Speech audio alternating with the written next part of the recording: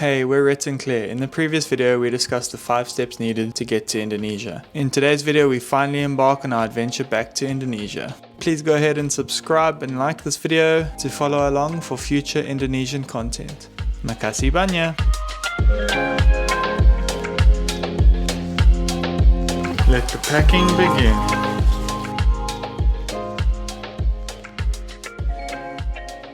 So since we'll be landing in Jakarta for our quarantine, we're thinking we'll stay after we're allowed out of the hotel and do a couple of things. So if you're from Jakarta, leave a comment down below as well.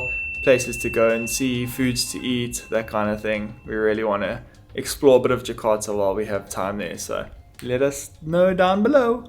Practicing my Indonesian, so I want to say makasih banyak to everyone down below and sampai jumpa. It's time to go.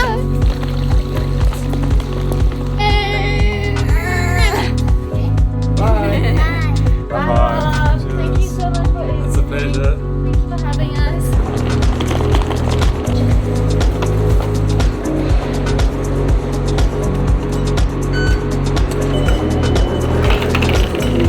You go down here. Behind.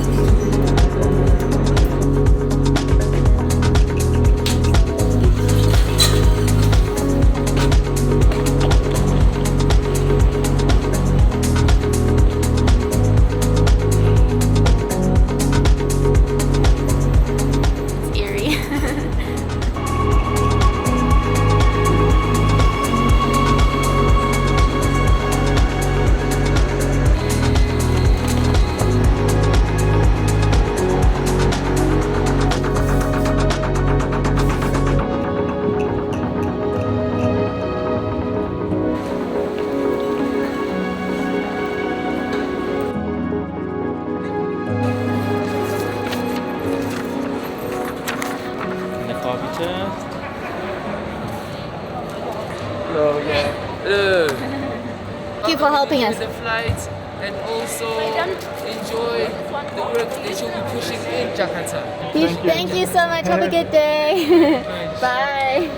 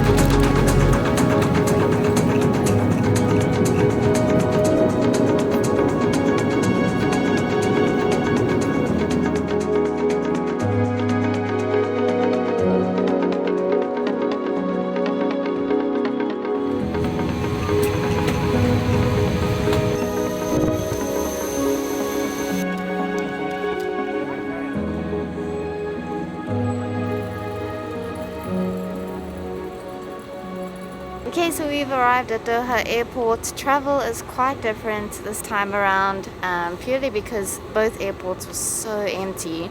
There's barely anyone traveling, but we'll cover a couple of the things that are different this time around soon. Currently in the Qatar business class lounge. There's We're not Reti. flying business class. Yeah, we're not flying business class.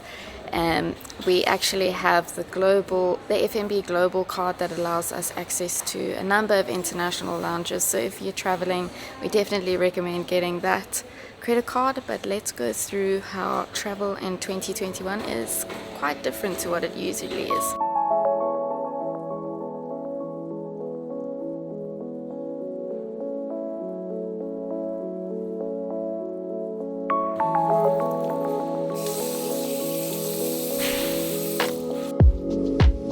So first of all, we flew from Johannesburg, South Africa to Doha, and the OR Tambo airport in South Africa was very quiet. When we got there was lots of social distancing, lots of people wearing masks, and very little people traveling. One thing we noticed was that the check-in counters for international travel was moved to the domestic side, so there's no longer international travel check-in gates. It's on the domestic side. There were about 2 people at the check-in counters working there for Qatar, so they were using skeleton staff. But this is very important. You have to have your COVID test ready, your test results, because they do check it twice. You have to have your visas printed out as well, because they won't let you on the plane unless you have the correct visa for the country you're flying to. Once you get to the check-in counter, they take your passports and then they phone the Indonesian authorities to make sure that you've got pre-approval to get onto the flight. So they won't let you on the flight if you don't have the correct visas, a COVID test, and approval from the government. We then proceeded to security. They were quite strict there as well with social distancing, and there was also skeleton staff there, very understaffed, so it was quite busy and chaotic. But once we got through, we realized a lot of the shops in the duty-free zone were all closed. It was super quiet and quite eerie. Businesses must be struggling during this pandemic. It's really sad to see. And then in terms of the actual flight, it was relatively the same, except we got COVID packs that included some gloves, sanitizer, and masks.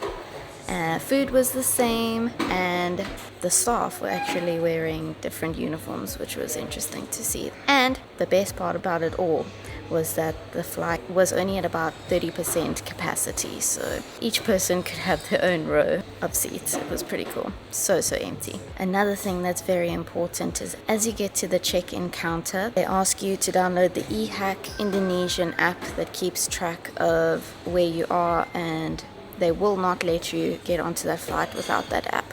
Although our app isn't working yet, we'll see how it goes when we land in Indonesia and how strict they are with that. It's time to get onto our next flight, where we're flying from Doha to Jakarta. It should take about 9 hours, and we'll see you on the other side.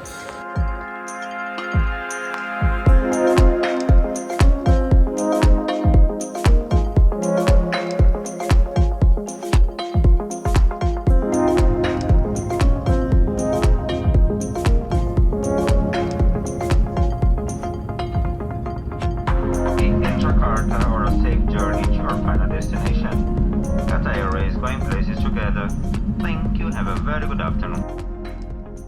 For this stage of the journey, make sure you have the following printed out: hotel confirmation, your COVID results, and your e-visa. Also have the eHAC app downloaded and filled out. After filling out the form, you'll have to join one of 2 queues, an eHAC queue or a non-eHAC queue. Basically, if you filled out your information on the eHAC app and you obtained the QR code, you'll stand in the eHAC queue. Once you reach the end of the line, the lady will scan your QR code and you'll be free to join the next line, which is to give all your paperwork to the health officials. They stamp your piece of paper and then you proceed to the immigration. Just finished in those lines. There's about 6 counters. It goes pretty quickly, so we waited about 10 minutes. Just needed the correct paperwork, and it was very, very quick and smooth. Once you've made it through immigration, you'll most likely run into some military personnel. Just give them the name of your hotel and have your hotel confirmation form ready. They just want to know that your hotel's on the list and they'll let you through. Nothing to be afraid of. They were very friendly. And we have made it through safely. We've met our man. He's taking us to our hotel. Very important that you have them wait for you. Sorry, out of breath here. Can't breathe with this mask. It's very important that you have a man meet you when you exit the airport. There are army men there checking which hotel you're going to, so very important to have that confirmation and someone waiting for you.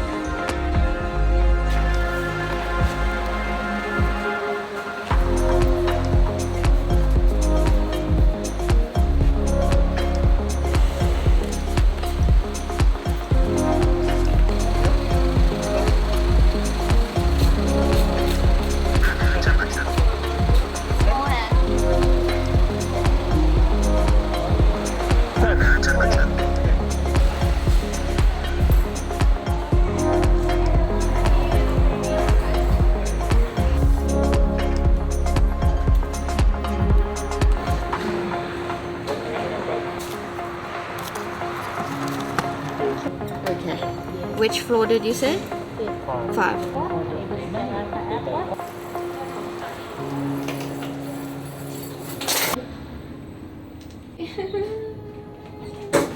That's going to be it for this video. We hope you found it informative. Stay tuned for the next video.